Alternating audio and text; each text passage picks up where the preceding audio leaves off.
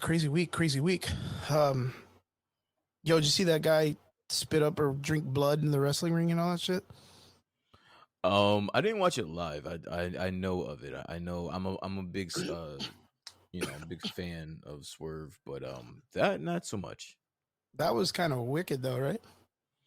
Yeah. It seems that AEW, like, that's their thing. Like they want to push everything to the limit. So They seems just about kind of on pushed the envelope, or contract. what?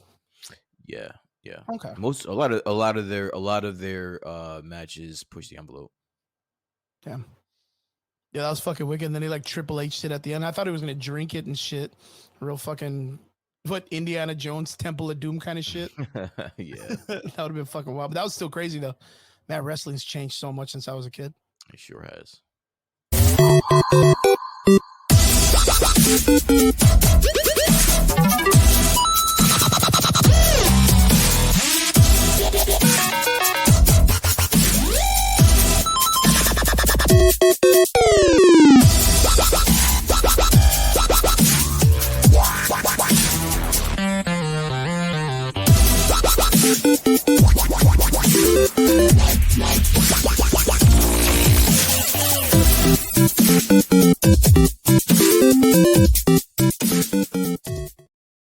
And what is up? Welcome back. It's Sunday night here on the Average Boys podcast on our new day, new night.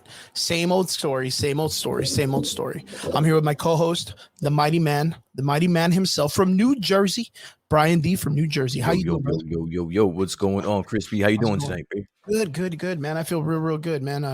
Was out on the town all day today, man, just doing errands and Oh and yeah, doing what were good you doing? things. What were you doing today? Um, I had to go to McAllen for one of my clients. They needed some help doing some. I represent as a graphics designer, freelance graphics designer. I represent several companies, including one of them that's in McAllen. It's a mom and pop called Dippin' Burgers. They're a badass little company. They got a little burger place that has just a bunch of different styles of dips and stuff like that. Really, really cool idea, and very health oriented. And I helped them out with their menus, their banners, whatever they need for signs and business. And yeah, it's a fresh Cool. company I started working with, and I'm really digging it. Really digging it. Good people. So shout out to Dippin' Burgers in McAllen. If you guys ever a chance Dipping to check it out. burgers. Yes, Dip sir. in burgers, man. Dip in burgers. So And then wait, after so that, you said healthy. I mean, they're burgers. So what healthy is it about their burgers that's healthy? so most of the ingredients that they use, especially for the dips, are all like natural and organic. Okay, And then like the people themselves, they used to own several fitness companies, fitness restaurants. gotcha. So they've kind of taken that idea of what they used to do for like what is that, like pre-made meals or like low calorie meals or vegan meals, and they've turned All it right, into the burger kind of cool. concept where like they use like really really good organic meat. They even have vegan burgers and vegan hot dogs and just different options. It's really really interesting. I dig it. They're a Question. good place, good people. I have a question though. If Shoot. you had a choice of going to Dippin' Burgers or Chili's, which one would it be? It's probably gonna be Dippin' Burgers, man. You know, I'll Dippin' get you. Burgers. Okay. We're gonna take you there when you get here, man. I have I'm like so just many. I have like so many places now in like for ah, sure order that I know I have to get you to go to when you get down. it's funny. It's funny now So that you're you gonna have. have to like prep like one of those like food eating championship guys because Okay. you're gonna be eating like all the All time. right. All right. That's. I mean, I was just wondering if Dippin' Burgers was if it stood up to the behemoth that is Chili's. But apparently, they can go toe to toe with them. So that's Yeah, cool. yeah, they can do pretty good. You know what it kind of reminds me of? It reminds me Tell of, me. of Tell me. a more mom and pop version of Dairy Queen. I don't know if you're familiar with Dairy Queen. I'm familiar. Yeah, it's kind of like that where it's So, very like is it weird? I've never eaten like regular food at Dairy Queen. I've only had ice cream from Dairy Queen. I've never had ice food. cream's legit though. Like they But like have that's some what they're known for is like their ice cream, right? is And yeah, like they're known for their ice creams. they're It's like a Freddy's. I don't know if you're familiar with the restaurant just Freddy's. got a Freddy's out here like a few months ago. How you liking it? Did you try it out yet or no? Had it one time. Yeah, One what'd you time. think? It was cool. It's like steak burgers, right? It's just like regular Yeah, steak burgers. and they're Yeah. like the ones that are like the smash style, like they're very very Yeah, thin yeah, and stuff like that. yeah. But they're Yeah, I good though, man. The had it. bread's I good, had like it the one fries are good. time. I think I DoorDashed it or whatever. It was okay. Yeah. I mean, I got it. What's really cool about that place? What's up, Jeremy? Shout outs in the Yep, comment section, man. Good up. Bring stretchy pants by him. Yeah, you're gonna need them when you come down here, man. So make sure you feed you like crazy. right. Um, The cool thing about that Freddy's place is did you try the ice cream? No, I didn't get a chance to try the ice cream though, They which I use guess like the is soft serve custard ice cream. okay. They Okay. use that kind, and that's badass, man. I love that kind of ice cream. That kind of ice cream's legit. Yeah. Um, yeah, Freddy's is a good place. We have a couple of them down here, and very very popular. We have it like I think I've told you, like right at the convention center is like the mecca of entertainment in the McAllen area, Hmm. and that's where our Freddy's is. Well deserved, man. Well deserved. So yeah, Brian, what about you? How's your week, brother? Good man. I really don't have much to complain about. Just getting a few things logistically down with a side gig that I got going on, Mhm. and that's honestly that's all that I have to talk about, man. I mean, this week coming up is Thanksgiving, so gonna eat like a fucking like a madman and just relax, watch some football, and just Nice. relax, man. You're like a Texas man. You guys are like Texas, man. When it comes to Thanksgiving, it's just football and food. Yeah, man. What would be your favorite Thanksgiving dish to have on Thanksgiving? Of course, turkey. Everybody loves turkey, but like, I'm what's not your really a favorite? big turkey fan. Shit. I mean, I'm not a big turkey fan. If anything, I'll have like some turkey legs if I had a choice. Okay, Um, like some deep fried turkey legs, and then maybe some mac and cheese, some collard mac greens. and cheese. Some candy yams. Definitely have to have sweet potato pie. You guys don't have you guys don't eat sweet potato pie. Right? You guys eat like pumpkin pie and shit like that. And I fucking would say it kind of pushes more to the pumpkin pie. yeah, I can't stand pumpkin pie. I'm more of a sweet potato pie fan. And Nice. so that's what I'm looking forward to. Yeah. Good stuff. Good stuff. I'm with you there. I'm kind of like a mac and cheese kind of guy though. So like I kind of stick more to primarily mac and cheese. I don't really like the green bean casseroles. Not really much on like yams and stuff like that, Yeah. cranberries or nothing. Like I just like fucking mac and cheese and stuffing without. Whose idea was it to bring the fucking cranberry sauce to thing? Why is that a Thanksgiving killer? I have no It's a idea, man. fucking roll of jello, Yeah, cranberries disgusting, man. flavor. And It's who the fuck disgusting. eats that? You have to slice it like a fucking like a cinnamon roll. Like why? Why? Who decided to do that? I don't know. That's got to be those guys that came across on the boat because no one on this side be eating that shit. Who eats yo, That listen, sounds like a anyone that's British thing, dude. listening or watching, if you guys and I listen, I love all the viewers and all the fans, but if you guys eat cranberry sauce, you guys are fucking psychos. I'm sorry, man. You guys, there's something wrong with you. Psychos. Yeah, that's like some fucking psycho. That's some fucking psycho killer shit. Some canned Um, jello.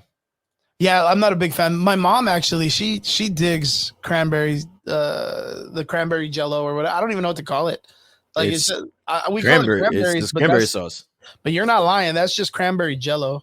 We could just call it cranberry flan for fucking for eggs and steaks, man. Because that shit's weird as fuck. I really think it's. It I just really think takes it's up room on my plate, dog. I don't yeah, have time for that. I don't have time straight for up, it. straight up. Don't get the roll. Get the one with the berries. So much See, better. I've never It's the had that. I've same never shit. had that. I've only seen the cranberry sauce that comes in the freaking can and it comes out in a roll. And I And was they just go always thought that it was the weirdest thing to bring to someone's house, like or to have for people to eat. You're slicing jello. Mayors is like past Karens are the ones that made that shit. Past Karens, dude. That's Elizabeth, awesome. why are you making six pies? Like, why? What is the necessity for six pies? Wait, That's a what lot of kind of pies? Are we talking like are they a lot doing of pies, man. what like what kind of pies though? Are they cranberry pies? Because that shit you can just toss it right out, man. Just toss it right out. Okay. Does that make it any better? Does it make it any better when it has the cranberries in it? Like I don't I don't even know because it's like is it still a jello? Because that shit's gross, dude. Listen, man. Don't put a fucking cranberry next to my plate. I don't care if it's. I Pecan don't care if apple. Okay. I That's not don't bad. care if it's in the roll form, mashed form with. I don't need it. I What's just even don't more need fucked it. up is when it takes the form of the can and it's got those rivets in the middle. That's what Those I'm fucking saying. that wiggly shit. It's And all like, you man, do that is shit's been just in put it this. on like a side dish and just have people with a And knife they put it next like to in a it. soup. They put it like in a soap dish. It's just Disgusting. by itself in the other side, just there moping and sad, dude. Yeah. Sad cranberries, dude. Whoever started that trend, they need to be locked up immediately. Though more like a sauce, but I like cranberries. Okay, so like cranberry juice is okay. when it stays in its consistency of being a juice. It just reminds me of church or whatever, and they give you like communion or whatever. Yeah. 6 pies because I'm visiting other people. Sweet, sweet, sweet. Pecan, apple, and pumpkin. Which one would be your choice, Brian? Out of See, those I listen. Out of those three, I would go again. I am a sweet potato pie fan, but if I had to pick those three with the gun on my head, I'm definitely going apple. There's nothing better than like homemade apple pie with some pie. like cinnamon on the top of it, some ice cream, bro. It doesn't get better than that, man. Yeah. I agree. I think apple out of all those is the most normal sounding one. Pecans is just a bunch of nuts gravitationally set into function together in a weird amalgamation. Pumpkins is pumpkins are only good for carving. That's about it, dude. But yeah, what's up, David? Good to see you, my dude. Yo, my guy. My man from Adam's Collecting, dude. Adam Collections. He's gonna be doing a new project coming up soon. I can't wait to see what's up. Cannot wait. I make cinnamon whipped creamed. Oh, sold. To go with it. Damn, and you make it? Like, sold. That's fucking legit. You know what's real crazy is my mom, my whole life, has been such an awesome baker. I was thinking about that, Rock. All the time. She bakes all the cherry pie booty tang. I was thinking about that, Rob, but I was like, this is funny, this is not the place for that. Whatever. My mom has always been such a spectacular baker. Like always baking pastries and stuff my whole life. Yeah. And I love chocolate. And she's never made me anything chocolate my entire life, dude. She's made every other fucking flavor you can think of. Nothing chocolate. Nothing. Birthday, nothing. Just no chocolate. She's just like, you want it? Go get it yourself, man. I ain't gonna bake that shit. Here's an upside down pineapple cherry cheese pipe cake or whatever. There you go. Some shit you don't normally eat. There you go. It's good. Eat up. Excellent. But yeah, man, I can't wait. Thanksgiving's coming up this week. I think it's on Thursday? Thursday, sir. Yeah, I want to say Thursday, man. So it's going to be really good. Look at this guy. Fucking dude straight up just came in, just doing business. Look at this guy on his grind. I don't know who he is, but thank you from Twitter for leaving that comment. Appreciate you. Elizabeth says, yeah, I like to bake stress relief so I can punch dough and not people. That's a good point. Very, very good. Robert says, I never tried pumpkin pie, pumpkin spice, or shit, whatever. So brownies for you? Yes, if I would be down if you made brownies any day of the week. I love brownies. You put like pecans or nuts in your brownies? Put anything, dude. No, fucking nothing. Just chocolate. Brownies, just fudge. No, just chocolate. If you can get like Reese's close to it, like maybe some like peanut butter whip or something, like I'm good with that. I just don't know about anything because it's like I have to get the trust to want to get it because no one's ever like made me a chocolate anything. You know what I mean? So like if they come in and be like, "Oh, I made you some chocolate with some spam in it or something," I'm gonna be like, "Dude, what the fuck? Like, why spam? Like, I just wanted just a chocolate cake." So your trauma is the reason why you wouldn't trust anyone else's chocolate. I do. No. I need a truck, but it's just one of those things. Like, I'm just basic, man. I'm just a basic bitch when it comes to chocolate. I just want chocolate. Okay. I just want chocolate. All right. But going back to that part, if you ever want to play a really good prank on anybody, you get a bunch of spam together and you put it in a block and you put frosting over it. You dip their face in it like the traditional thing when they blow the cake out or whatever. And it's just frosting and spam all over their face, dude. Whoa. It's okay. No, you don't have to think about it. Just gotta get it. Gotta get someone with it one day, and you'll thank me for it later, dude. You'll thank me for it later. First off, no. Let's settle this right now because I'm never doing that. Number one, I'm never doing it like twice. And I'm assuming you've done this before. I've done it like twice. That's why I was like, I think I've done it twice. I just have so many questions. How much spam did that take? It was like 12 cans. It was like 12 cans of spam. So you really think that I'm going to sit here at 40 years old, right? Buy 40 can what you said, like 98 cents. No, it's like 12 cans. You think I'm going to be fucking around with 12 cans of spam to make a cake just so that I can bash someone's face in it and get I'm not doing that, bro. I think you would. It's one of those things if you want to get a really good laugh out of it. Now it gets even weirder. Poor people hungry, man. It gets even weirder when you need a combining agent for all of the spam pieces, and you use like potted meat to kind of glue them together as I've never had spam before. ever. Oh, you never had it like just in general? I've never seen it or touched it. I've never done Dude, what do anything. you mean you've never seen it? I've It's never all seen over it. fucking. It's everywhere, man. I know what it is, and I know when I walk down the aisle, I've seen Spam, and I've seen it in You people's just give it a thumbs cabinets. up, and you're like, "Later's." But I've never needed to had to eat Spam before. It's like sandwich meat. Just I know really what it is. weird. I'm very aware of what it is, but I'd rather just get fucking sandwich meat than You're like, I'd what rather is just get what regular ass is shit, dude. what is Spam? What is it? So spam was, or it is the equivalent to what they put in hot dogs, right? Yeah. Which is like just the when they're done cutting the bologna by the fud or whatever, by the weighted shit, and they have like all the leftover stuff. They've ground it up and they make it into like this thing, right? But it was made very popular back during World War II. Yeah, during World War II, because it was given to, it was the only meat available to the soldiers in certain parts of the island areas. Yeah. And that's why it's really popular in island areas, which is like Hawaii, Japan, in some parts of the Philippines. Like right now, they still have like gourmet meals with spam. What's up, Mark? Good to see you. Chew a new podcast in the comment Yes, section. sir. Good to Yes, see you, sir. man. What's up? What's up? So, But yeah, so, it's so you're still telling me the everywhere. evolution of Spam has led it down the course of now being bought in 12 cans at a time to make a cake to bash someone's face in it with icing. That's where Spam has It come. was worth it though. It was All right. extremely worth it for that party. Right. Okay. Nice. I mean, if that makes me Bougie. bougie, Myers that must is be. that's a great comment, dude. I mean, I guess I am. I'm never eating Spam. I don't. That belongs I don't on care. the shirt, dude. I don't Only care. sliced meats. Listen, I don't care how struggling I am. I don't care where I am in life. For the struggle. Spam is never coming across my plate ever. If we ever get the opportunity in this lifetime to go to Hawaii, that's like the only fucking meat they got there. It's like the only thing they eat over I'm there. sure that's not the only fucking It's the meat only they thing. have in fucking Only Hawaii, meat, dude. bro. They don't even know what. They don't even have an export for listen, meat there. I like seafood too, so we can go to seafood route. We don't have to go. You're like, I'm just not doing spam. So you wouldn't do spam like? How are you? Okay, quick question. How are you with sushi?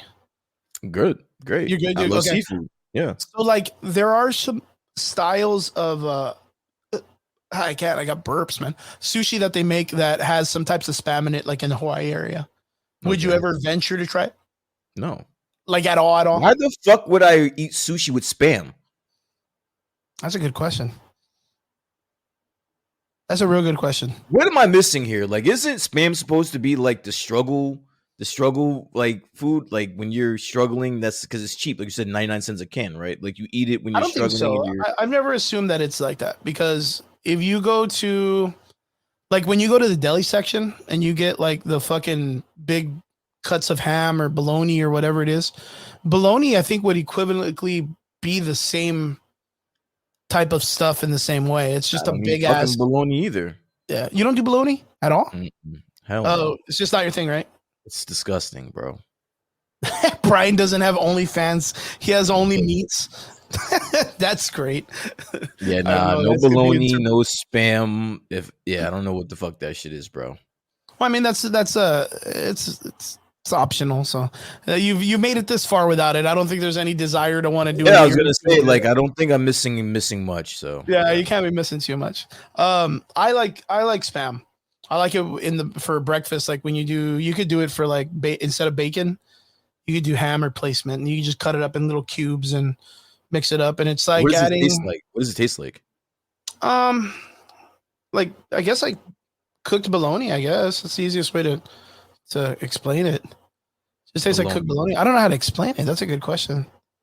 It tastes like a more saltier variation of like hot dog meat, like just a little bit more salt. So but then you can get the low sodium, and then it tastes more like a hot dog.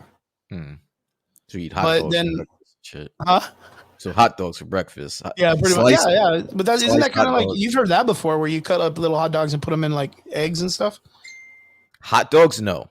No. What do you have you ever done? What shit? We're gonna have a whole learning experience of culture here about South Texas right now.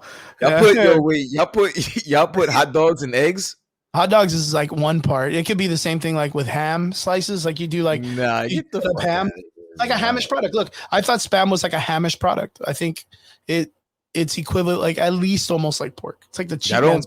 Y'all don't put hot dogs in y'all eggs, do you? For What's real? like the coolest shit that you put in your breakfast stuff?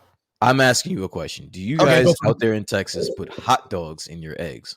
Hot dogs or ham, anything. So you can do like ham slices and dice it up if it's thick, and have that in there.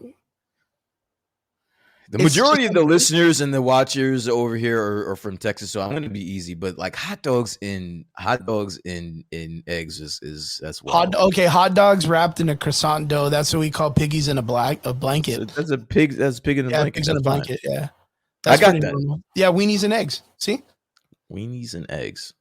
dude, you're gonna Brian's gonna have a fucking cooking channel just called. No, my mind is just South Texas. my mind is It's gonna blown. be I called didn't. Brian D cooks shit from South Texas. I promise you, 30 minutes ago, I did not know I was going to be sitting here talking about Talking spam about weird and breakfast hot things. dogs and eggs. What Yeah, about I okay? didn't know that. How about barbacoa? Have you ever had barbacoa? I don't know what the fuck that is. No. Okay, so barbacoa is like a shredded beef. Oh Yeah, wait, no, I've had that. They have it at like Chipotle. I know what that is. I wonder if that's the same shit. Because okay, so do you know what It's just barbacoa shredded, is? it's shredded beef. It's not beef. What is it? It's shredded tongue. Oh, okay. Yeah, it's tongue. So I don't that makes you like, fuck, have I been eating tongue this whole fucking time? I've never had it, but I've heard No. of it. Unless Yeah, something about something barbacoa is different. tongue, and that's like a real big. Man, you come down here, like you can buy that bitch by like the gallon almost, like in at any gas station. I don't even know if you were able to do that when you were down here when you came down the first time. Like our Stripes make like fucking bomb ass breakfast tacos, like straight up like rancher style breakfast tacos. Okay. So like barbacoa is like one of like the major contributing fucking factors to heart attacks down here in South Texas. Like everyone loves that shit. So when you come down, oh okay, there you go. There you go. The butt cheek of Yeah, I was gonna say like I don't know if it's fucking just tongue. Like it's I thought it was like meat. yeah, it's usually because of the fact that in the culture that we're in, they never wanted to kind of like throw away anything. Yeah, yeah. So like even when they cook the cabeza de vaca, like when they cook the head of the animal, like people will fucking eat like all the like. No, the black culture is very similar with right? like chitlins and hog maws and Yeah. Like I've chitlins never. are Have you ever had disgusting. what's that shit? Like what's the fucking the shit with the pig's feet or pig shit? Pig's Have you ever feet. eaten that? Have you ever had that or no? I'm not eating none of that slave struggle shit. Never. Oh shit! Okay, so I've seen it and it's like I've seen it and I'm like, man, I wonder what that fucking shit tastes like. Like in my Pig's mind, feet. No, that's like the same thing you explained is in the black culture as well. Dating back to slavery times, black people when they got a pig, they didn't waste anything. Yeah, they So didn't waste anything. they ate the whole thing. Chitlins, pig's feet, fucking What are all that chitlins? shit. It's like the intestines of the pig. Oh, tripas. Yeah, we do the So same thing. they eat all that shit. And listen, bro, I get it. Back then, that was cool. And like my grandmother's generation still eats that casually do shit. it, right? But I'm not eating that shit, bro. Like, Yeah, what that's the equivalent fuck? to us and tripas, man. Tripas are the same way, which are like the intestines. Listen, I'm from the East Coast. We bougie as fuck up here, bro. Like I'm See, not look eating right there, fucking, Mark. Look at Mark. Tripas is the bomb. I'm not I eating don't know pig's about that, feet, man. and I I'm don't not know eating about that. chitlins. I'm not eating none of that shit, bro. So, like Fuck in that. in just general, you've never tried the pig's feet once? Because I've Never. always wanted to try it just to get through it, I guess. That doesn't sound appetizing to me. Pig's feet. I'm sorry. Yeah, no, it doesn't. Not at all. I just want to know what the big height was. Same as the goat brains. Yeah, that's another one.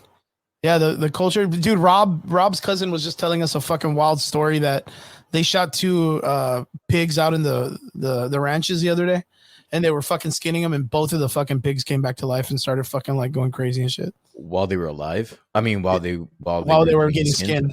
Yeah, they were being skinned. Yeah, that's so wild. Head cheese is always the thing I was like, nope, when seeing. What's head cheese? You know what head cheese is?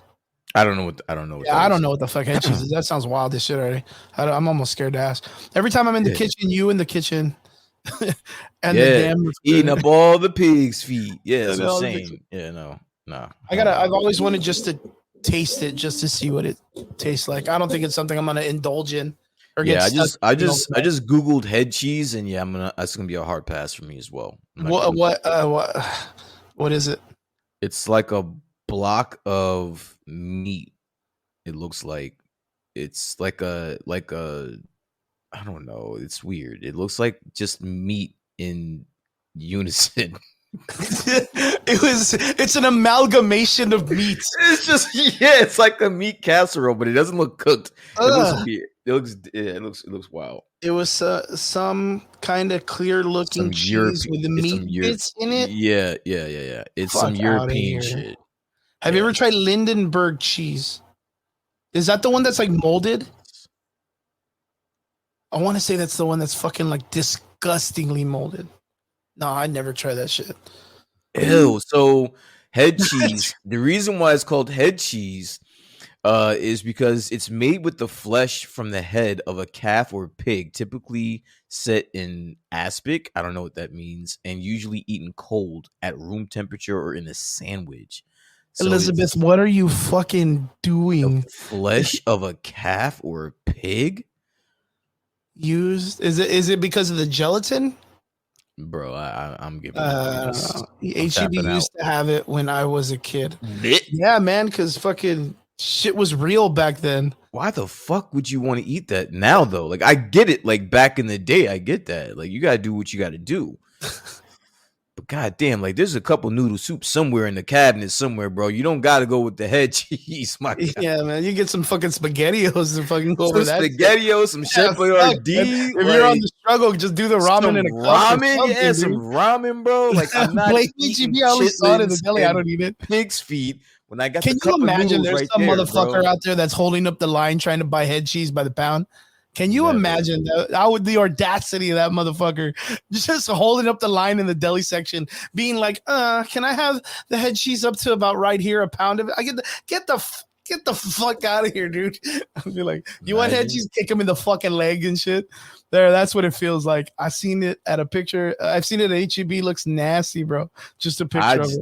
I will that picture is etched in my brain now, right now. I will never forget what the fuck head cheese is. It's disgusting. Oh no, man. We're gonna have to try it one day. That's a white person. Let's be real. Nah, it said it's like that was like some European shit. Like they eat that shit in Europe somewhere. Is that like what's that Vegemite kind of shit or what? I don't know what that is. Vegemite is this weird spread that they eat that tastes just nasty, dude. Like it just tastes like rubber and salt just mixed together. You put it on your bread and you eat it. British people love it. And I'm like, eat a dick, dude. Like nobody's gonna eat this shit, dude. Hope they choke on a bag of them, dude. Just straight up. That's disgusting. Disgusting. Okay, one last question before we get to the real nitty gritty of this. What is like your bad indulgent food? Like, what's the one thing that you're like, no, I eat this, it's bad, I know it is, but I love the shit out of it? McDonald's. It just flat out. Fuck, dude, that's the same. Dude, you have no idea how stupid I felt the other day and how fat my inner fat kid like rushed out when I heard the McRib was back. Now, see, that's another thing. I've never had a McRib. Dude, the McRib is fucking. I will never eat a McRib. I just don't do it because it's addictive as fuck, dude. I eat like 2 when I go. I can't stop myself. I'm almost on 3, man. Shit. I'm good on that. Yeah, there was one time where it was like buy a McRib, get one for $1, and I was like, "Can I buy 2 and get 2 you just for been $1?" crazy. They was giving them away. You was going crazy, it's just like fucking McRibs for everybody, Oprah style. Dude, just McRib for you, McRib for you, man. And it's oh man, Dino Nuggets is better than everything. Dino Nuggets, really? That's a good question. That's a good, like the ones like the frozen ones. Yo, okay, so my bad indulgent food, and this is just like straight up, fuck Mark, dude, jeez, and that's what I'm telling you. Remember, I was telling you, Brian, that's where I'm taking you when you get down, man. Willie B's loaded baked potato with barbecue sauce. That bro, sounds amazing. When you come down, that's exactly the place I'm taking you, man.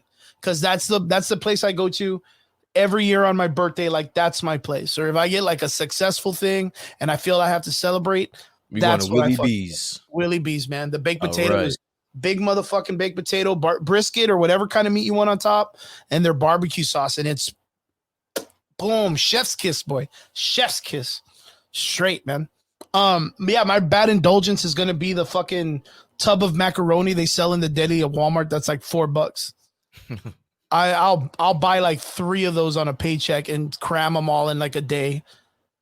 And it's like just flaming hot Cheetos, dude, on top. I'm like, diabetes, here I come, or whatever the fuck comes from this.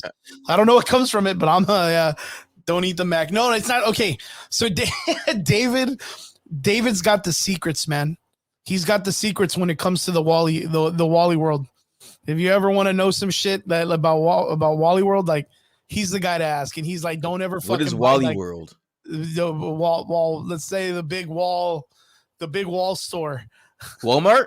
Yeah, that I don't want to say it because David used to work for him. He used to like be like, he used to be up there, but he'll tell you like, don't buy fruits. Check the fruits out real fucking good because sometimes they put the spoiled shit in the middle, and don't eat from the fucking deli at all, dude. Like, don't eat from the deli.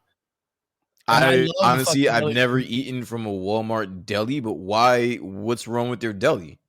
You'd have to ask him. He's got all the cool juicy stuff.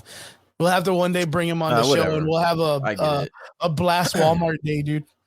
But we just gotta make sure. I've never heard that, and I don't think I've ever eaten at Walmart or picked up food from Walmart besides like groceries or something like that. But I don't think I've ever. It's real crazy because like down here we have you would technically say there's like a large food culture. And at our superstores that are like that, all of them have some type of deli that sells like warm food and cold food that you can kind of take on the go. Okay. And their sell is, especially HEB, their sell is like, it's fresh.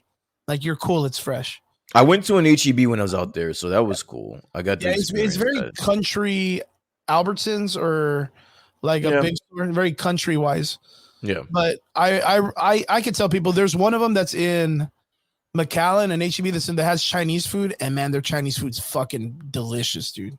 HEB does not fuck around. Okay. Yeah, David knows. We got to bring him on a show one day, and we're just gonna do a black label like shit on Walmart fucking episode, dude. It'll be great. But he's got to get the clear first. It'd be cool to come and talk shit. Talk shit. We're gonna keep it on the down low. Change his name, bladder out his face, or do the censor shit. And drop his voice down, brr, brr, brr, brr, whatever. So it'll be good. It'll be amazing. It'll be one thing. All right. Onwards into the conversation. So, guys, we got some interesting things to cover this week in nerd news. Yes, sir. First topic, and I want to cover this because I know you haven't seen it, and I think you've told me before you're not even interested in wanting to watch this. Hell no. I think you said you've seen the original, but you're not really like, it doesn't really phase you anymore, like in the sense of them wanting to do anything with it. This past week, Netflix released their original show called Scott Pilgrim Takes Off. Brian, like I said, you're not. So wait. Yeah, I haven't seen it. I'm not going to see it, but I want to take this time to ask you some questions since you are the one that I saw the entire thing. I binge watched the shit out of it. So you and I both are fans of the movie. Yes. We talk about it often or whatever. Love it. It's a fucking great brand. It's a really good movie. It's a really good movie. But as far as I'm concerned, that's as far as I'm taking Scott Pilgrim. Like just based off of that movie, you know, I consider myself not really a fan, but someone that just knows the IP. All right, before we get into what actually took place, what were you looking for before you watched this? 100%. I thought it was going to be an animated recreation of the film. Okay, so that's what I literally thought it was. I didn't think they were going to change anything. Okay, I was just thinking like, hey, you know what, guys? We gave you a masterpiece live action, and now we got the artists and the money and the finance to make it into a full length animated anime, and we're going to give it to you. Okay, so you went in thinking it was just going to be a recreation of the movie, just in animation form. By the way, how was the animation? The animation for the film was fucking fantastic. It was great. Okay. It really was very much like the video game and the comic book and everything put together. It was really, really good. Really, really good. The animation, the work behind it. Great. great. And I did play the video game, which Mhm. was a super It was fun. it was underwhelming for me. Oh, I got bored. see, you didn't really dig it. Was it because it's a No. side scroller or what? Yeah, it was side scrolling and like I don't know, dude. Like the set skills just weren't really like cool to me. Yeah, they weren't Um, complex. It was kind of just like basic. yeah, it was really basic. Like Yeah. it seemed like something like my daughter should be playing. You know what I'm Yeah, saying? Like because it's like so a one button press kind of game. exactly. Like Yeah, it needs exactly. a little bit more to kind of mess with to kind of keep the Exactly. I Just keep don't my know, like attention. the attention or keep the excitement for it. Yeah, so I had the game. Actually, I'm looking at my games right now because I'm replaying The Last of Us like the a millionth Nice. Oh fucking yeah, yeah, yeah. You were time. saying you were saying Yeah. And I'm looking at the game right now. But okay, so you go in, you thought it was gonna be just a recreation of the movie. You said the animation was good. So now tell me about the movie. Like I don't want to do too much man, I don't want to spoilers or spoil it. spoilery. But what is your synopsis if you can give us one, and what was your overall thought on the movie? So the breakdown of what the story consists of is um it's pretty much like the Scott Pilgrim film for the first third of the series, I guess you could say, throughout all the episodes. So like the Okay. first 2 or 3 episodes are pretty much the same story, and then something drastically changes in the timeline of the Scott Pilgrim story, Okay. and something happens to Scott Pilgrim, and the rest of the film is Ramona Flowers having to go around and investigate and figure out what happened. So Gotcha. it's pretty much like a story of Ramona Flowers taking accountability for all the situations with her exes in the past, Gotcha. rather than it being Scott Pilgrim, who himself is Has to deal with the yeah, exes. has to deal with it, but at the same time is learning like how to mature from watching someone else's situation. It's pretty much a really the live action in the book are a really great telling as to how you get like a fuck boy to get out of or to be a more mature man and fall in love and be with an actual girl that he wants to be with. But the girl has baggage, right? She Yeah. has her baggage that she carries, which she has to break for them to ultimately fall in love together. This one, it kind of removes Scott almost completely from the series and puts it in Ramona's pocket for her to handle. And How did you feel about that? there were some parts that I thought were really cool. Like I thought they were cute. Like, you look at it and you're like, oh, that's cool because you remember the romance of the original Scott story. I think what's really cool is like the original Scott Pilgrim movie was a great punk, skater, street kid love story. But and I don't want to cut you off, but the reason why it did so well and why it's such a cult, classic Oh, is classic, yeah. because it focused on Scott Pilgrim. Yes. Well, because Ramona it's literally Ramona just was there. Ramona was there, and she was a huge. She was damn near the plot. yeah. But it's still focused mainly around Scott Pilgrim. So I'm surprised, and like I'm not watching it. I know what happens. I kind of spoiled it for myself, For and yourself. I'm okay. I'm okay with that. But I think that's where they might have well, from what I was reading online, that's where they lost a lot of people. Yeah. Like, okay, so even though you haven't seen it, but like, do you feel disappointed in what you've heard? I just don't think it's anything that I would want, like that would entertain me personally. I Okay. don't think that like if I wanted to if I were to watch this, I would watch it mainly for Scott Pilgrim and what he's going through, Yeah. not so much Ramona. Like I don't think that's something that I would want as I'm watching a Scott. Like if she had her own spinoff, that was something different. I mean, that's cool. But if you're going to focus on Ramona in a Scott Pilgrim IP, then yeah, I don't think I need that. Yeah, because I that's kind of like my biggest concern is when I went in there, like I fell for it. I fell for the trick that they did, which is like they have the cool image of him like blocking Mhm. Matthew Patel's punch. They have like him in the front of of all the advertisement. It's like Scott primarily there and Ramona being with him in some way, but it's never like foreshadowing the idea that Ramona is going to be the main story plot around this.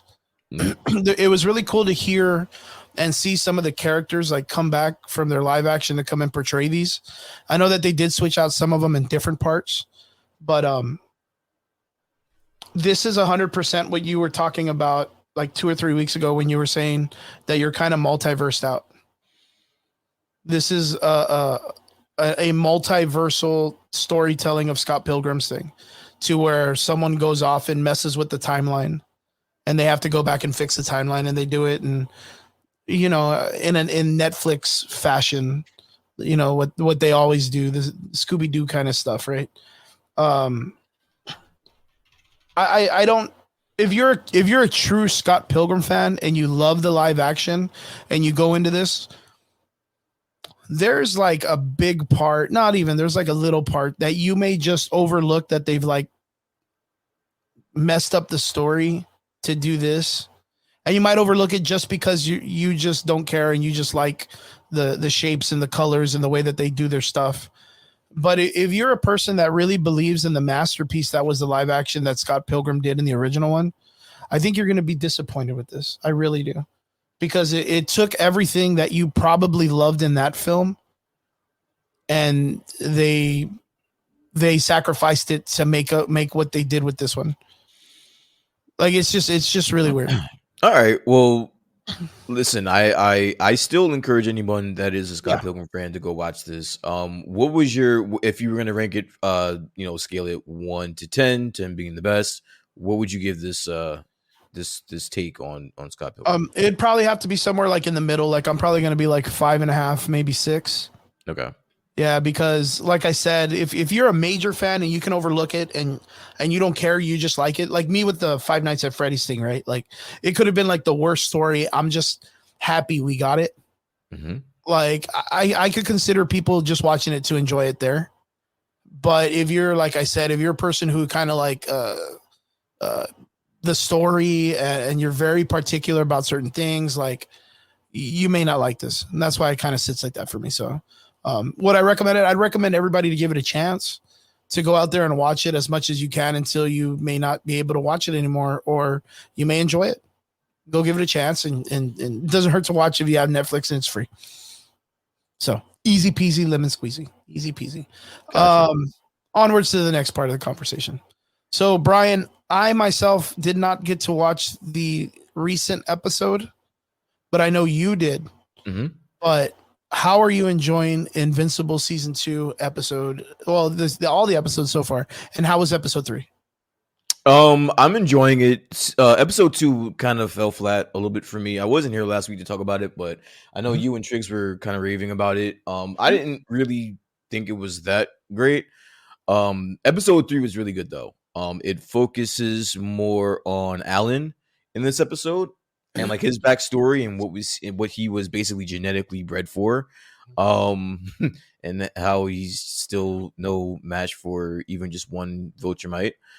They are slowly bringing in the Viltrumites more.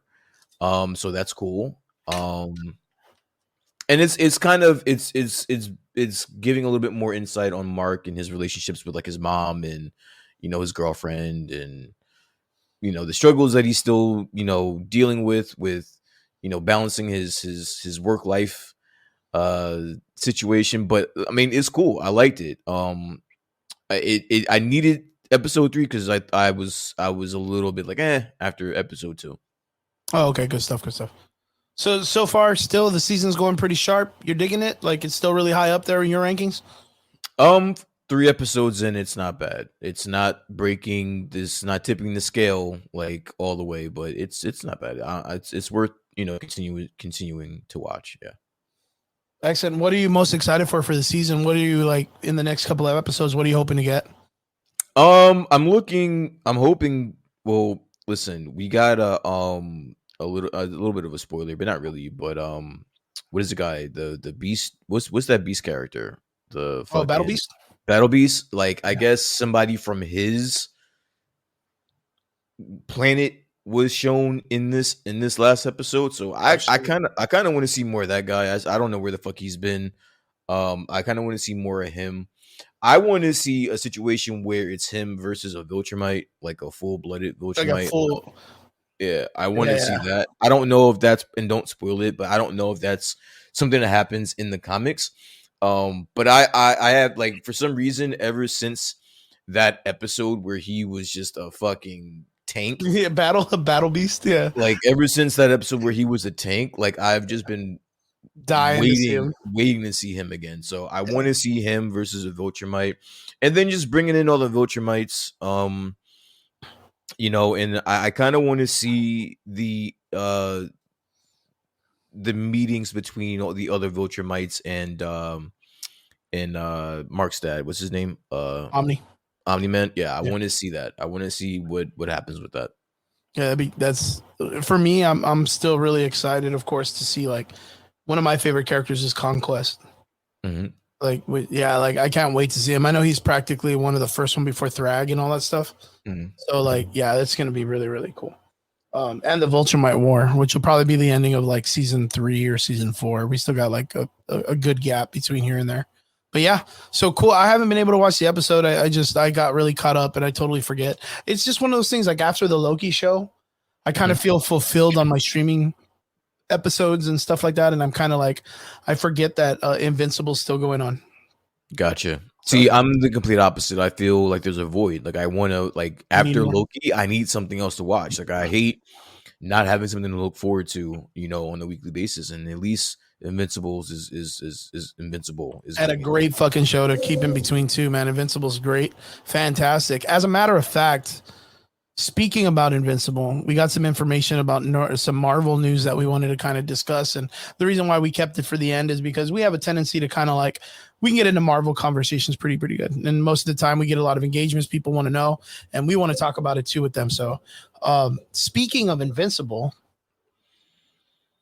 recently in an interview, someone released the secret identity of a character that's going to be coming out in the Thunderbolts, which I think is still, pretty much mainstreamed and it's still going on. But we recently got the confirmation that Steven Yeun, who plays Mark in Invincible, which is Invincible's character himself, the main character, who is also Glenn from The Walking Dead, is going to be playing the Sentry in Marvel's Thunderbolts.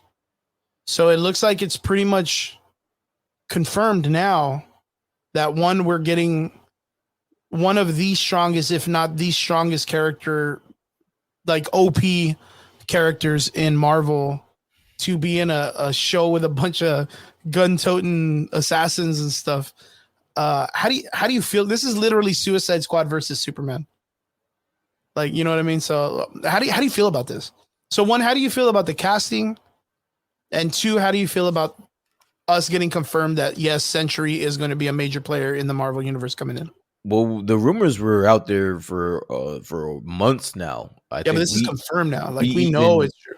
But that takes a little bit off of the rumors. Yeah, not the rumors, but like the spice to it. Because like we even came here and talked about it. Like we knew that he was up for Sentry. It was kind of leaked months ago. And it was just confirmed. So it wasn't anything that was like, oh my god, like we already knew that. It's just confirmed. I like the casting. I'm a huge Steven Yeun fan. I love basically everything he's done. My heart really broke when fucking Glenn died and shit. So it's like I love it. What about you? You are a huge Sentry fan. Yeah. Way bigger than me. Yeah. So the question, I'm gonna throw the question right back at you. How do you feel about this casting? I mean, I'm good with Steve Yeun. I'm a big fan of his. Of course, he fucking rock socks as Glenn in The Walking Dead. Like he nailed it, did everything to a T. He never let us down in The Walking Dead. And then, of course, he's made several other movies since then. And right now, he is knocking out the story in Invincible. He's bringing it to life, and he does a fantastic job as a voice actor for this type of character.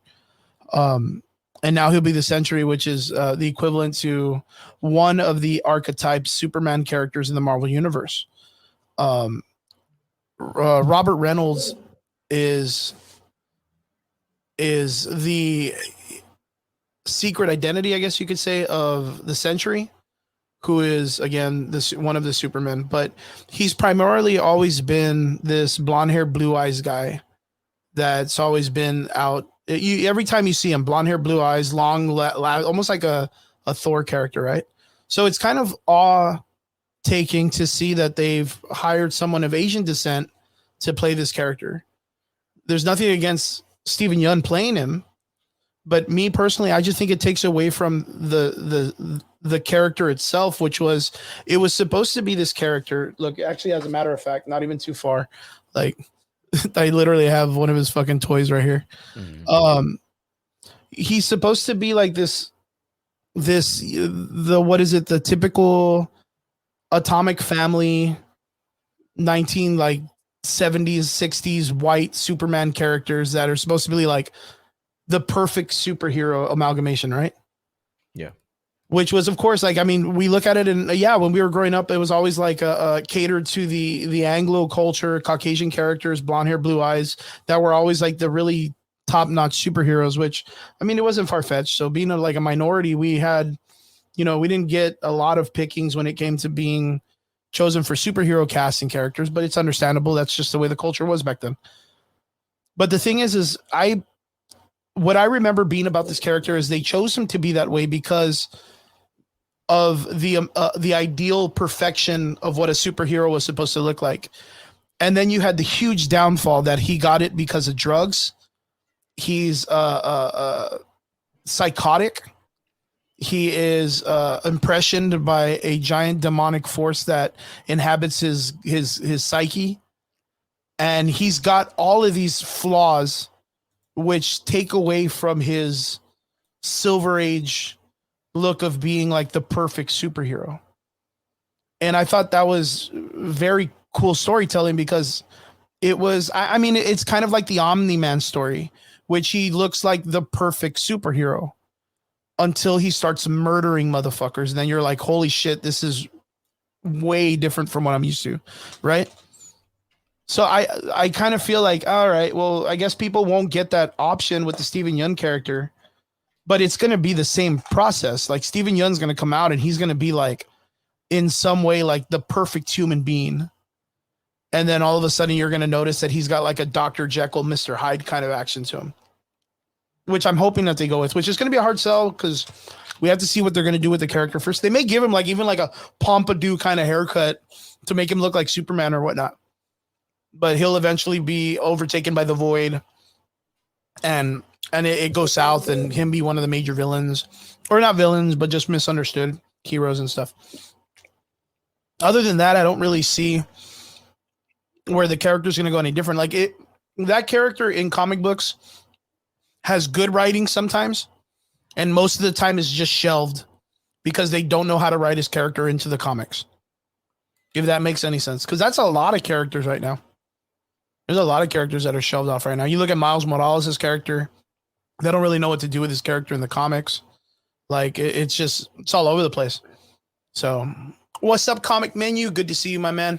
Good to see you. Good to see you. But yeah, You like the casting? Good, yeah, man. good casting I for him? like It's good. Steven Yeun. I think he's All right. fantastic. I think he's fucking fantastic. I don't know what it does with the character yet. We'll have to give it time. We'll have to let it cook, man. Because of course, like, would this be okay? Let me ask you, if it was your opportunity to make this character come to life, would that be like your first choice, or would you go for something closer to the resource material, or what would you do if you were the casting director? Um, honestly, I don't have that feeling towards this like you do. Okay. Like I don't care. Like I don't care who they get as long as they do a good job. I don't care if they want to stick to the source material. I mean that's cool. But they don't necessarily have to. I just want to see some dope shit. I'm a very easy fan to fucking get over on. Just show me some dope shit. Or if you can't show me some dope shit, then give me some really nice dialogue and a good written script, and I'm good. Like I don't need it to be. I'm not looking for comic book movies to be the fucking perfect movie. Adaption. Like I don't need it. Like I don't need that shit. It's not going to be that. And people that want that or need that, I just think you're setting yourself up for failure. I get you. I get you. For me, it's one of those things right now that I feel that what Marvel needs to be doing is giving us deeper character villains. Because right now, all the villains are kind of underwritten and they're throwaway characters. Like I've said before, I got to see the Marvels. Which did you get to watch it? The Marvels, yeah. And yeah, we didn't even get to talk about it because you haven't been on the show a lot. Mhm. But Darben was very easily like a character I'm just gonna forget about, and that kind of sucks because I think that she could have done a pretty good job. I think they could have written her character a little bit deeper and given her some more uh, just depth in general, just to Well, get us to be. it was a heavily edited and cut down movie, so you weren't gonna get any of that shit. You were gonna get what you were gonna get. I think I said in the comments last week there is a version of this movie that works. You just sometimes when you are thinking about a movie or reacting or responding to a movie, you have to take into account everything. So this is a movie that was heavily edited. It was heavily cut down. There was a lot of shit that they left out of this movie. So thinking that you were gonna get some development from fucking the villain when you were barely gonna get some development from the main heroes, the antagonist, it just wasn't gonna happen. So you got what you got. It didn't shit the bed as far as I was concerned. It was enjoyable enough. And we move on. That's it. Yeah, for me, I just what I'm hoping for is they give us more depth in this character because the character of the century, he's a very complex character. Complex in the sense that he has a lot of baggage that they need to get kind of like out there and get explained and get people to understand so that people can rally behind his character. That's what I think that it needs. I don't know if we're going to get it because I don't know if the whole like turning around or fixing what the problems have been going on with Marvel, if it's going to kick into drive during the writing or creating of this movie before any other ones, because we know that Marvel's going to start making some changes to try to get some stuff going because of like the situation that happened with the Marvels movie, right? Like we can assume that they're willing to kind of fix things. We just heard that the Thunderbolts is getting a whole bunch of like what is it like a they're going to Sure. do some test shots and they're going to make sure that if it does fail, like they're going to go back and do some reshots and do all this stuff. So, you know, hopefully they're able to fix it, man. I really do. And Tris, what is it? Oh, Aristocock King Yeti. Yeah. Every week has such a wild name, dude. Watching Every week. you sound that out and then finally get in there was perfect. Yeah. Steven Yeun is a good actor. Yeah, we're saying the same thing. The Sentry is a complex role to take on. I don't know if he is that good of an actor. For real? You think so? I don't think it's going to be that crazy. He had did this other movie a while back. What was it? The one where it's him versus that chick? Beef? Yeah, Beef. The movie's called Beef. And he played this role of like a guy that's just like down on his luck. And then he gets the attention of this like female that he just wants to prank and treat like shit. And he does have like a maniacal kind of like cool essence to him. But that's his whole thing as an actor is he needs to be versatile.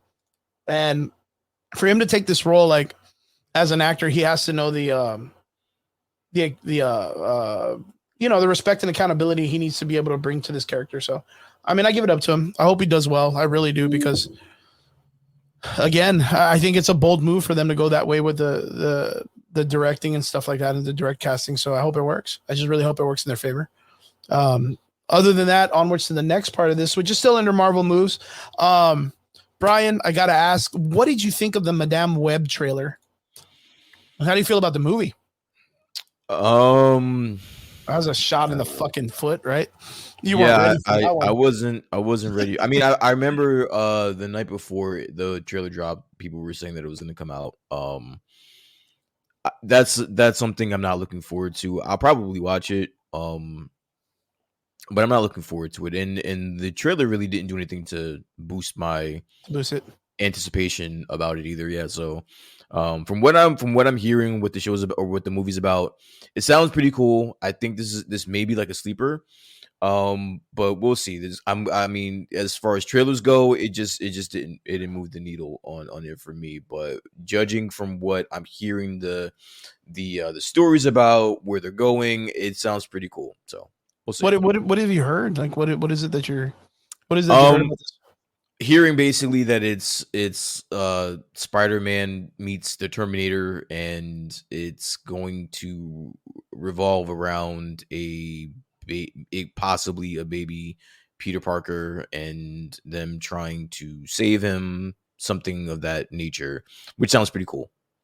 Yeah. So this is it's very much close to almost like the comic book variation storylines of what the Spider Verse, which originally was, which was like the Arbiters, uh, Marloon and those guys kind of going around. I think this guy's name is like Ezekiel something. I forgot his last name. But this dude is like a mentor to Peter Parker in certain parts, and he's the one that kind of like he's more in the spiritual part of the Spider Verse. So I'm very casual with the comic book of the Spider Verse and the way the comics are. I'm not really like too big of a Spider Man fan, so I wasn't really always like, oh, let me read Spider Man and all this stuff. But I was yeah, Ezekiel Sims, thank you super much, brother. Um, but yeah, I'm kind of in the same boat as you. Like, of course, watching it, it kind of has like a very CW esque kind of vibe to it. I guess you could say like the way it's kind of filmed, but the quick and easy spots that we got of these guys like in their costumes and stuff, it looks really good though. Like it looks fun. It looks a little bit like a kind of gives me like the Blade Trinity or Hancock kind of like storytelling of superheroes. Like there's a lot of action, a lot of cool explosions, like you know what I mean? It's not like winded in comedy based, but yeah, I really don't know what to expect. I kind of thought it looked cool. I just don't know what to expect yet. So I'm kind of with you in the same boat. I might check it out. It might have to be like another trailer or two for me to be really behind it. But Yeah, I'm definitely going to need to see another trailer. Hopefully, if they take the direction that I was talking about, that I mean, again, that would be cool. And again, I heard that it could possibly be like a really good sleeper movie. Sony just doesn't have a really good track record with their movies. With that's me, what I was gonna anyway. say. I know a lot of people like some of their movies. I wasn't a big fan of Venom Morbius. or the second one or Morbius. And I honestly, Morbius is a lot. It's I won't say a lot. It's more enjoyable than people were leading on to. Yeah, it's digestible. I enjoyed it. Yeah. But for like on the level of keeping up with Marvel, I don't know. But I am hearing that Kevin Feige does have his hand in this movie. Because ultimately after Spider-Man 4, everything is going to get crossed over into the MCU. So that's the only thing that I have to look forward to, is the fact that this has somewhere down the line going to have some connection with the multiverse or the MCU. So we can kind of keep like at least some type of hope that some of these characters are going to cross over later on in some way. Yes, that's. I mean, because the girls look fantastic, don't they? They Like do. in their costumes, like the little snippets that we get, they look super fucking cool. They look super cool, like almost like comic book accurate to what their characters look like, almost. So really excited to watch, man. See what they get. Really pretty. Kind of excited. Kind of excited for once for Sony. Better than I was with fucking Manhunter or Craven the Hunter or whatever. Way more excited for this than I am for Craven the Hunter, dude.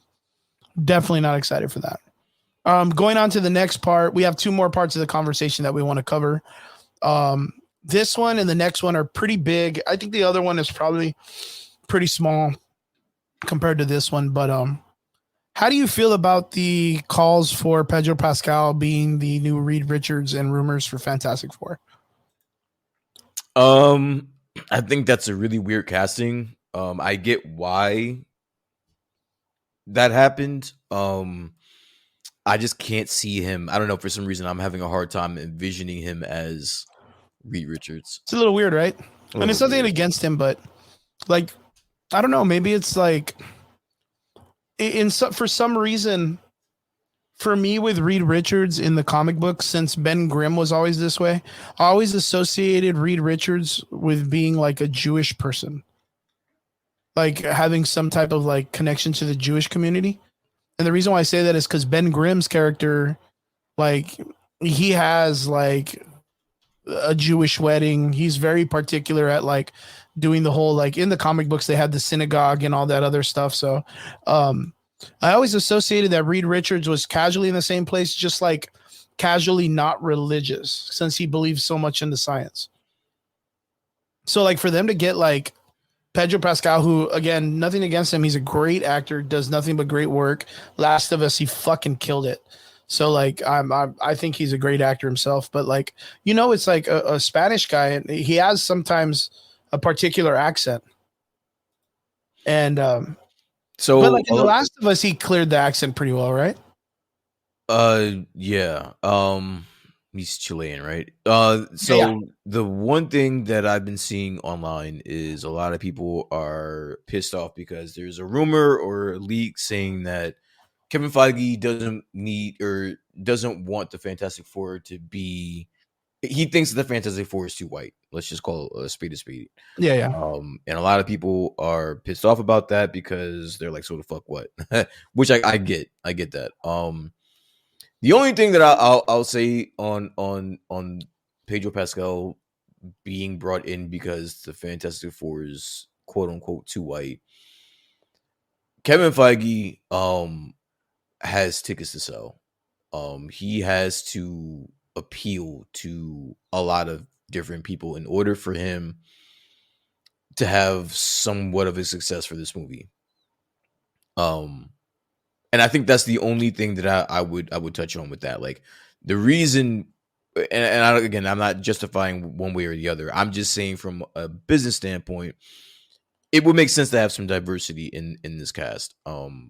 You can't just appeal to a certain set of people. Now, there's a lot of people that were also saying, well, you can bring in a villain that's of different ethnicity. There's multiple, villains from the Fantastic Four that could fit that mold. Um, which I do agree, but I mean, Kevin Feige is under the impression that he needs to switch it up. So, in the sense that he needs to make as much money as possible, I don't see where there's a problem. See, I think that's absolutely true. Back in the day when Marvel was running their shit, because of the culture that we were in at the time, most of the characters were primarily white, of white descent. It's just what it was because of that time in history.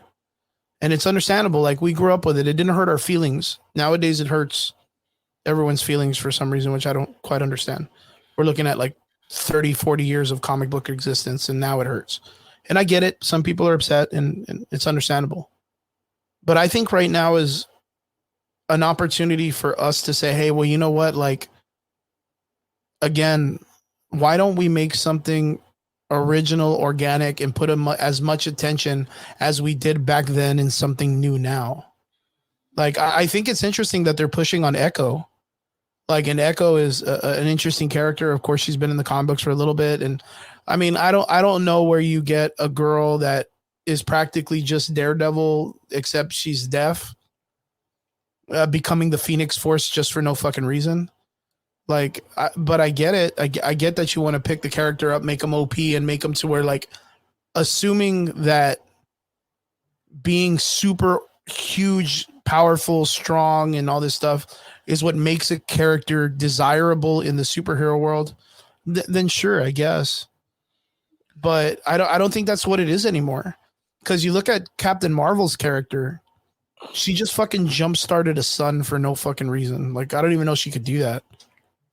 Yo, And and to be totally honest with you, it's all bullshit. It's all bullshit yeah, because that's not the reason why you're looking at Pedro. It's not because there he needs some diversity in the Fantastic Four. You're looking at Pedro Pascal as Reed Richards is because he's the only one that has a certain stature and is cheap enough to get to that 8-9 million yeah, that they're willing I to can see pay. that.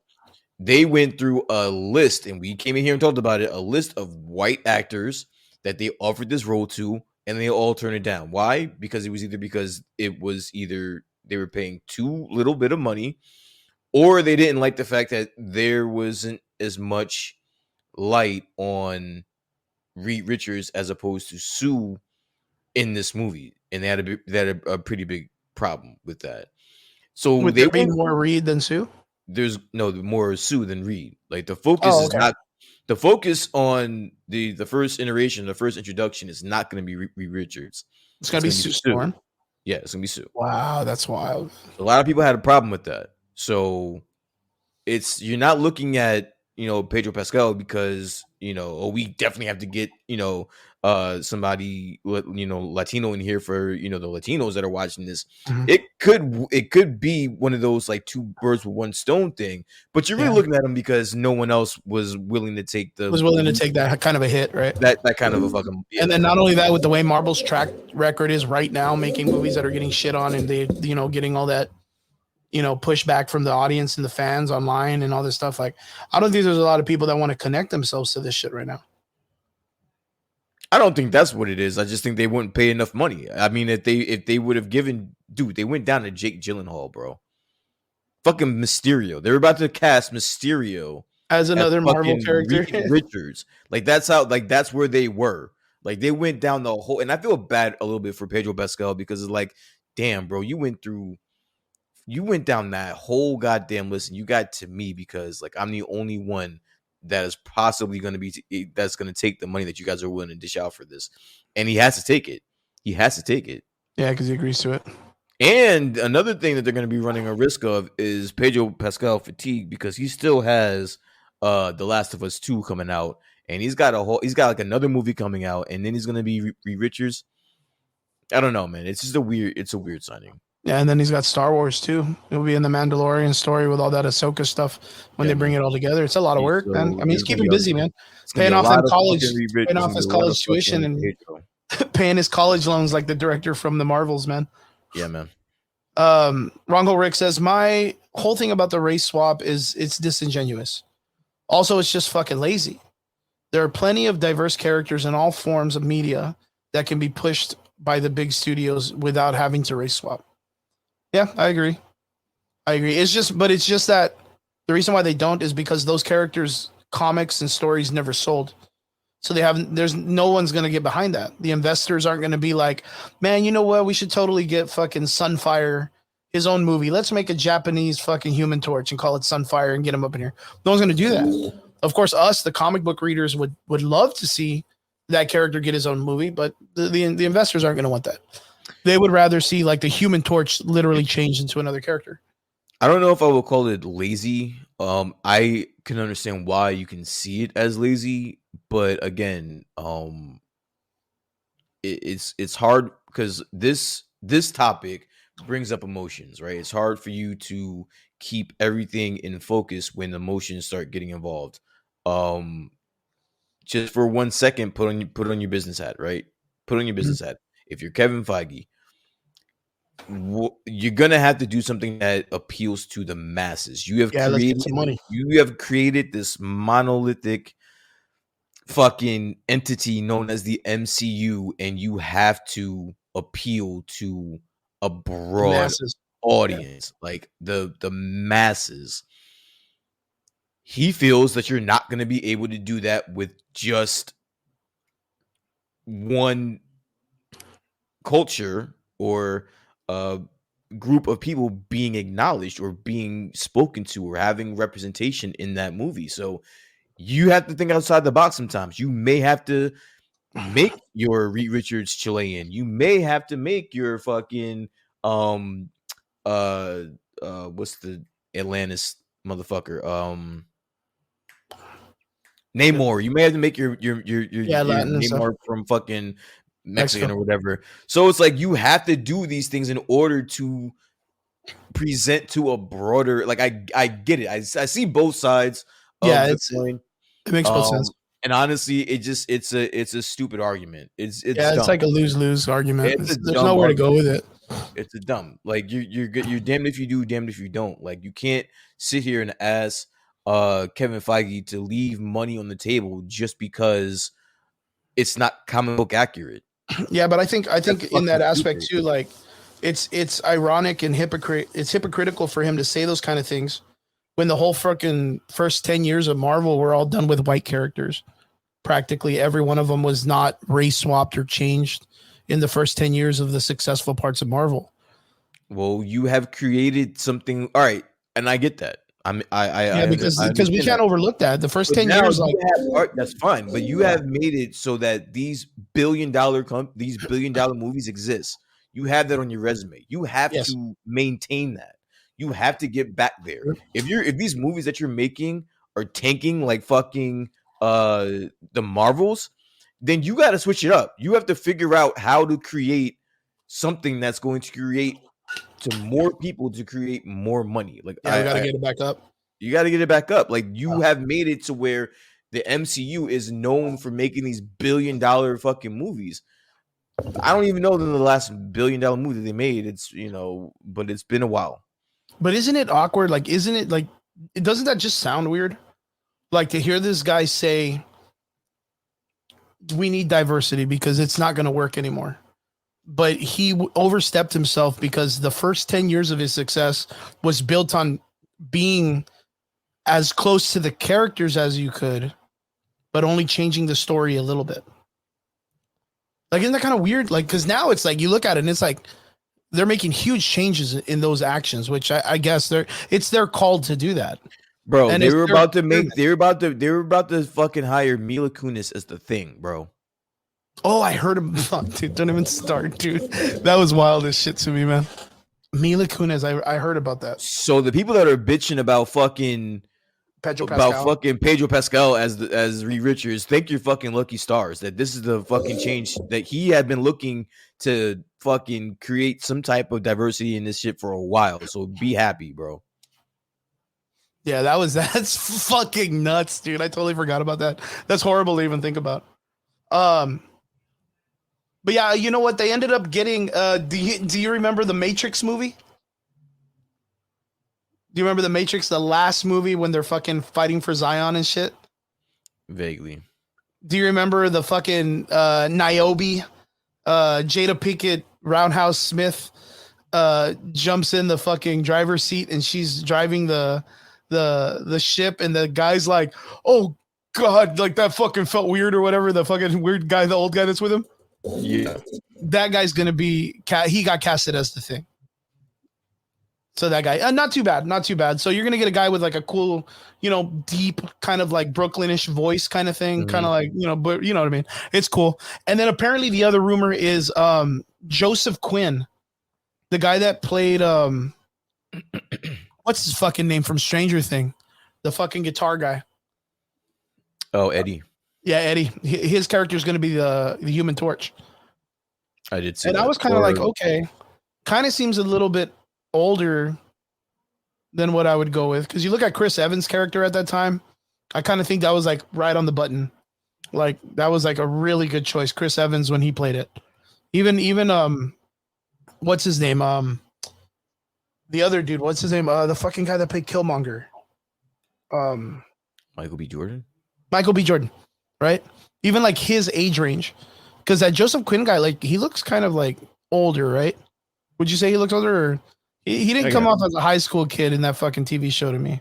That guy looked like he failed several fucking decades of school in the Stranger Things, but um, charming guy. We've seen him pull off the Eddie character, so kind of excited what they're gonna do. But the other part of this that has my curlies in a fucking knot that I am kind of up in arms and I'm kind of excited for actually is the last part of our conversation, which is how do you feel about Doom coming to Marvel and the apparent rumor that he might be played by Mads Mikkelsen.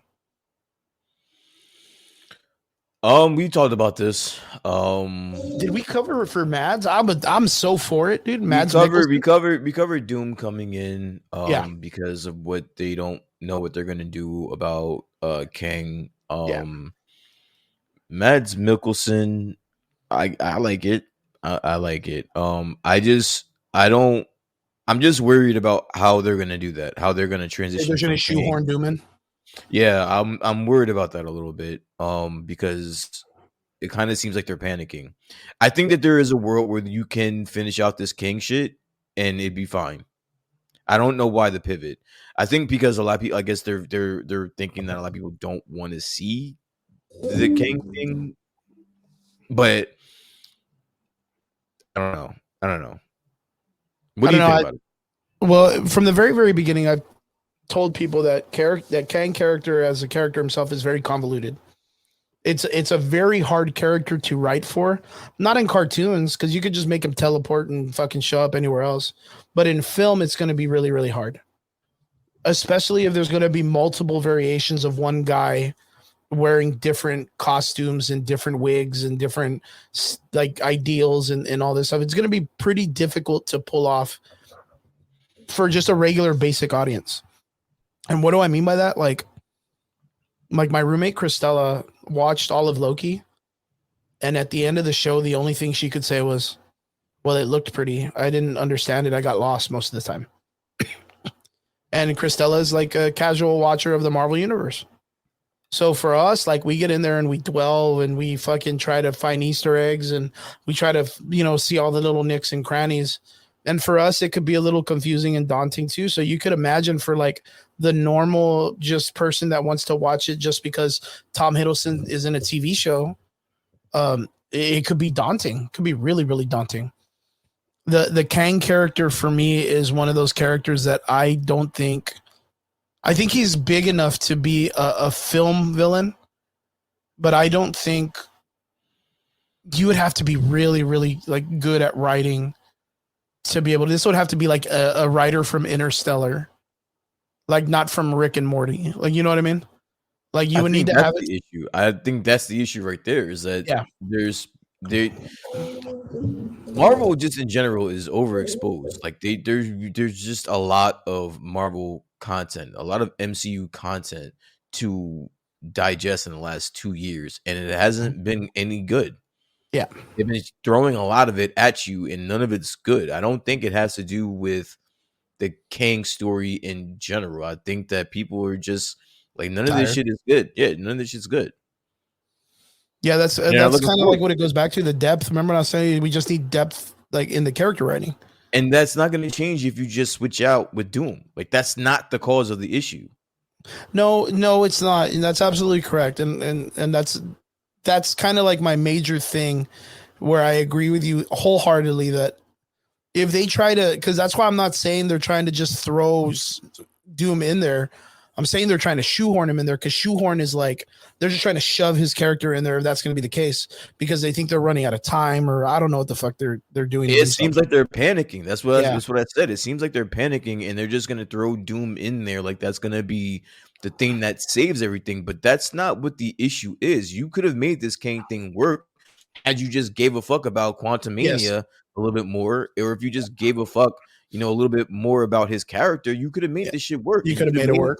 You could have made this entire arc work, and then at the end, you could have brought in Doom casually as opposed to just trying to. Yeah, we were even hoping that they were going to bring Doom in at Wakanda 2 at the end, that he was supposed to be like an after credit, like that he kind of made these two countries fight against each other. That's another thing that I wanted to talk about. Like, if you were going to do this where you're just going to scrap the Kang thing and then just shove Doom down our fucking throats. You needed a lead up. Why not just have him? Why not just keep the fucking the cameo or whatever in Wakanda Forever? Why take that out? Why take it out? Why take that out? And then now you're gonna have to fucking put it in a weirder place. Yeah, like you're just gonna have put to Doom at the end of Thunderbolts or some shit. It's gonna be weird, bro. So I don't know, man. It just they're not making very sound decisions over there. And it's kind of what you were talking about. Like it's like they're not. We don't need writers that are just trying to make a name for themselves. Like we need writers that are very talented at what they do, because right now the characters that we're bringing out are not just some big purple guy with 5 rocks on his arm and a nutsack for a chin. Like these characters are all super complex characters. Kang is complex because he's a guy that Thanos doesn't like himself. Fuck, bro. Which one? Thanos. Well, Thanos is way more complex in the comics. In the movie, not as complex. He's just like, he likes a balance, dude. Balanced meal, balanced breakfast. Probably the most complex villain we've had in the MCU ever. I've always associated Ultron as the most complex character. I think Ultron's like way more like, I think the line that he gave, which was the baseball line, God's winding up. He says something like God's winding up and he's not gonna miss or he's gonna hit a home run or whatever. He's talking about throwing a meteor or something at the Earth. The Ultron. I mean, even though Ultron was like a shit movie, fucking bad movie. That wasn't a Even bad though, movie. huh? That wasn't a bad movie. Like for what it was at the time. For what it was at the time, I think it wasn't a good Avengers movie. From being from Avengers 1 to that, I don't think it was very good. But again, that was during that time. Like right now, it's still up there as one of like the top 12, 13 movies. But during that time, it kind of dropped the ball. But Ultron has always been a very, very complex character. Same thing with Killmonger. Killmonger is another complex character too. Um, but Thanos, yeah, like I understand where we can assume that, or we can say that he's a complex character, but it's because he was written so well that, and then of course, like the millions and millions of dollars they spent on CG just to get like a wrinkle in his face to of Josh Brolin like scruffing his eyebrows to really sell the action, and then Josh Brolin like just his presence alone makes the character just so demanding when you listen to him. But like Doom, the reason why I think Doom could be a better villain than Kang is because he's not multiversally challenged. He's just a dude that kind of like mopes in a castle and hates this one guy and wants to conquer the world. It's very much like Thanos. The problem with Kang is that you have a million versions of him and you're trying to sell the multiverse at the same time. Doom, I think, would work as a better villain. I even said it. I even said it a million times at the beginning of this, and I didn't think Kang's story was going to work at all, and that they should have gone with Doom for Secret Wars. I'm totally missing the ball on this because Doom is way more complex than Kang, and if you think that they're gonna have an easier time getting a Doom across than Kang, because Kang was supposed to be the layup, like this was supposed to be something that there's just multiple of them, and you can write them however the fuck you want because there's multiple of them. Doom is a way more complex character than fucking Kang. Like, there's no But the question thing about is, that. you know what Doom's character is So, because so the you're gonna comic have book. to. So if you're telling me the writing is bad for a lesser complex character in Kang, and you're thinking that they're gonna have an easier time with Doom, and just they're just gonna throw them in there and shoehorn them like you said, Yeah, well, this is the gonna reason be why, this is gonna be, again. They're not addressing the fucking problem. They're not addressing the problem. They're gonna throw these characters at you because they have an infinite amount of fucking characters they can throw at you. They're just gonna keep throwing these characters that everyone's been bitching and moaning about, thinking that that's gonna fix it. That's not what's gonna fix the issue, bro. The issue is you need fucking writers. You need a good fucking story. You need a good script. You need fucking showrunners for your fucking Disney Plus. Like the most basic production shit. They are just bypassing that because their name is Disney and MCU, and it's just supposed to make $1 billion. yeah, We're past that now. Like, dude, we're way past that. And until they understand that this Doom shit, like, although I think Mads Mikkelsen is a perfect fucking I think so. cast, I I think think so. that's a really good cast for Doom. Yeah, I don't see shit changing anytime soon. yeah, because that's the only problem is like I'm all for Mads Mikkelsen being Doom. Like I'm for that. What I'm not for is the recent writers writing a story of Doom in their format. That's what I'm not excited for. Like I would want to see like if you bring me the fucking writer for Gladiator and you make him the writer for the Doom movie, so I'm for it. You know, you bring in someone that has the chops and the experience to write at that level to give us characters that we're gonna like really relate to or fall for or be charmed over by. Like I'm all for it. But right now, the format that Marvel has been using for their villains or their anti-heroes or whatnot, it's not working, man. It's just not working. It's just not working. So for them to for me to hear that they're gonna bring Doom in some way, like I don't even feel excited for it. Like that's the shitty part is I don't feel excited for any of this. Like I don't know, but I'm still kind of for them bringing the guy from Nip Tuck. Remember the guy that was the original Doom? Yeah. I still think that guy would be pretty cool if you brought him in because it correlates to the whole like them bringing the Fox universe. And then that guy already established himself as this dude that's just like dicking everybody around and stealing powers and just being a jerk. And he already kind of had the rollout. Yeah. And I don't think he would mind coming back for that money. So that'd be pretty cool. But yeah, that's my thought on that, man. What about you? So yeah, Mads Mikkelsen, your take? Again, I think it's a good cast. Good casting. I just would really want for them to take Care. that character. Yeah, I would just want them to take that character very seriously. No more Rick and Morty writers for fucking movie. True that, 100%. Like let's get some serious writers, or at least some writers that you trust, Yeah. and do it right. Because I would tell you this: if they get this one wrong, they're gonna piss off a lot of people. Yeah. So I don't like coming in here talking shit about, being negative about the MCU. I love the MCU, you know what I'm saying? So I want them to get it right. But I mean, God help them if they fuck this one up. Just imagine, dude, look at the backlash that Fan Force Stick got. Yeah, the second Fantastic movie, the iteration. It was a good casting. The CG looked good. I thought the Thing looked amazing when they drop him off in the woods and he fucking fights Reed Richards for the first time. Yeah. Oh, that was so fucking dope. I was like, and then fucking that Doom guy comes in, and the guy they chose for Doom wasn't even that bad either, man. He's a good actor too. And they just wrote it fucking weird. Past that, going back a million miles. I didn't get to ask you, and I wanted to ask you before we left. How did you think of the Marvels? I know you were a fan. You were already. I think I said it. I liked it for what it was. Mm-hmm. It wasn't gonna be anything to blow. I went in there with managed expectations. Yeah. And it was what it was. Like there's a lot of things I was actually reading today, a lot of the things that they left out or supposedly left out, and they left out a lot of shit. Did they really? Some character development stuff. The relationship between Carol and Valkyrie was supposed to be on display. Yeah, because that was kind of shoehorned in. That was out of nowhere.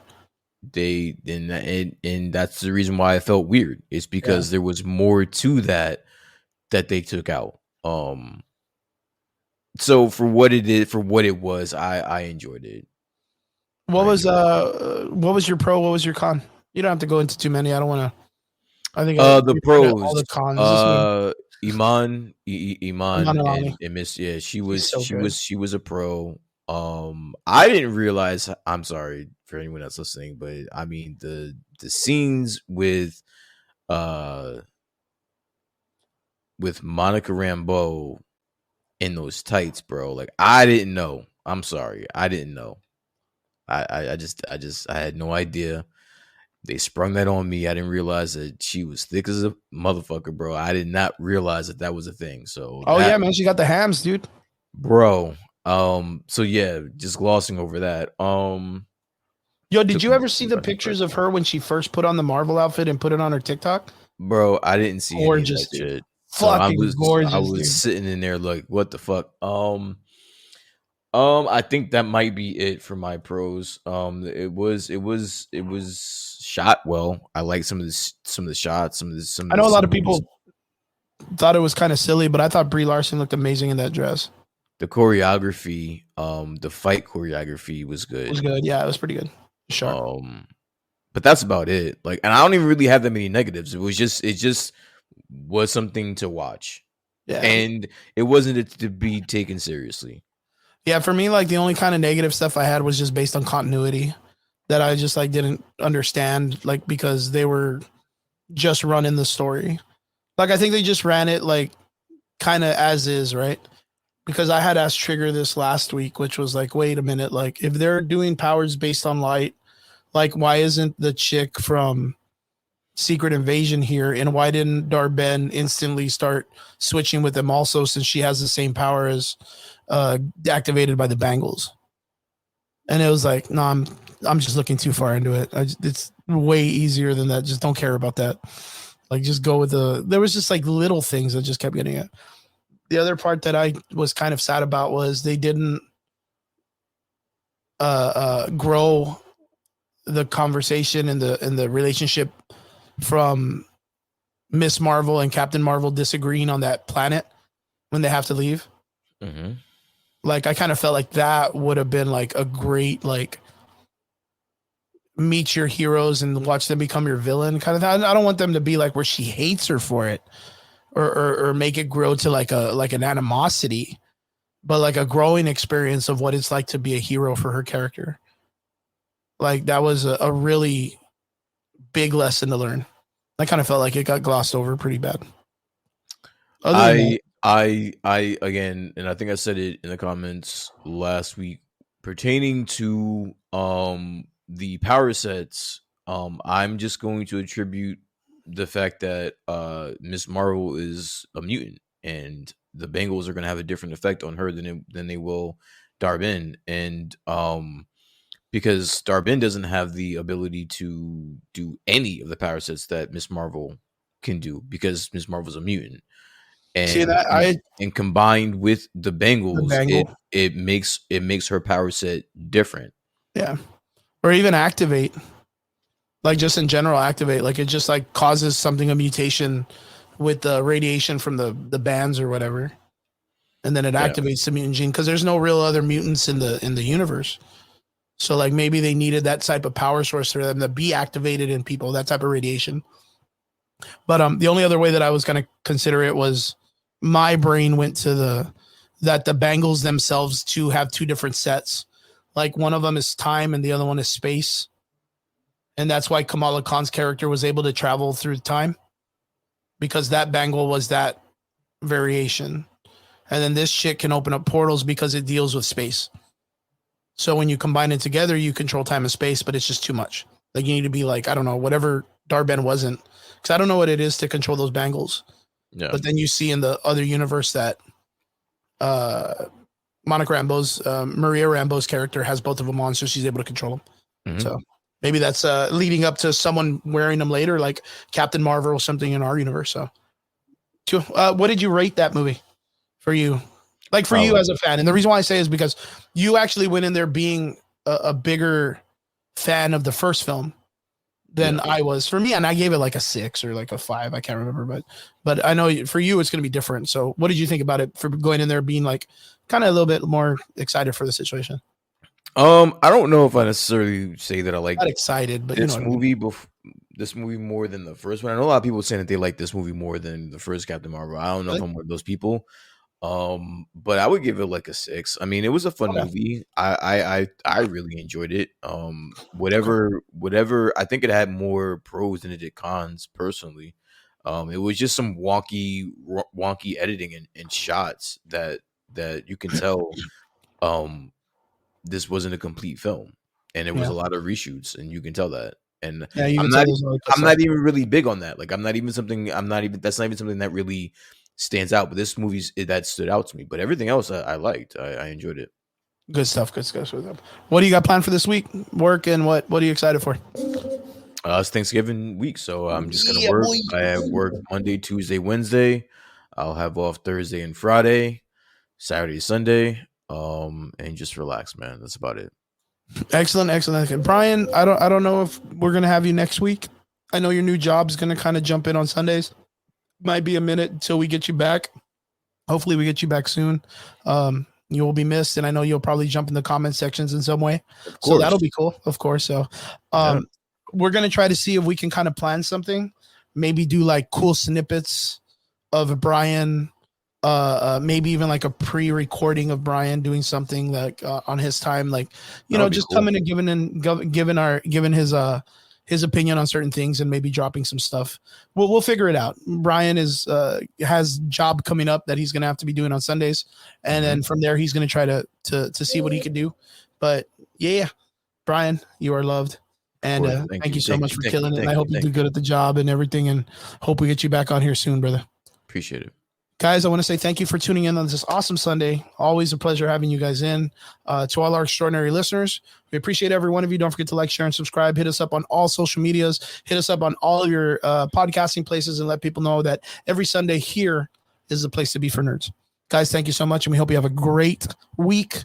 Kick Butt Mondays, and we'll see you guys again here next Sunday. Laters.